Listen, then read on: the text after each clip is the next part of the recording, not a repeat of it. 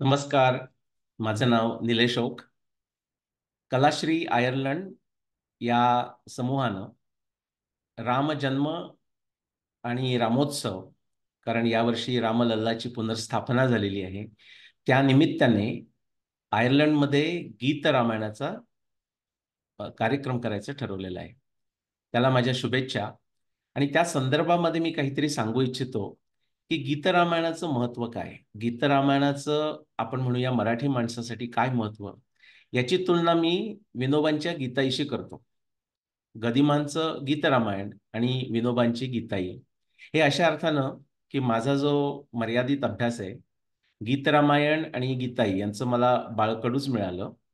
आणि त्यानंतर जेव्हा मी मूळ वाल्मिकी रामायणाचा किंवा मूळ भगवद्गीतेचा अभ्यास करायला लागलो, तेव्हा माझ्या असं लक्षात आलं आणि हे नुसतं माझं मत नाही, तर हे माझं खूप अभ्यासानंतर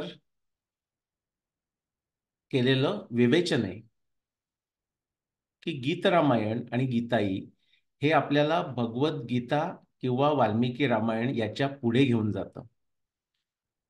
साधं तुम्ही नुसतं गीतरामायण आपण ऐकतो, पण एक प्रयोग म्हणून ते एखादं गीत त्यातलं काढून त्यातल्या ओळी वाचा आणि त्याच्यावर मनन करा.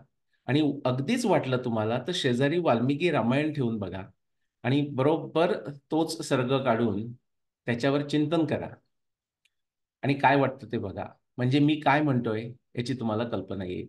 आज रामनवमीचा दिवस आहे, 17 एप्रिल. सर्वांना शुभेच्छा. कलाश्री आयर्लंड या समूहालाही शुभेच्छा. आणि लवकरच त्यांचा हा कार्यक्रम होणार आहे. त्याच्याकरता सदिच्छा. नमस्कार.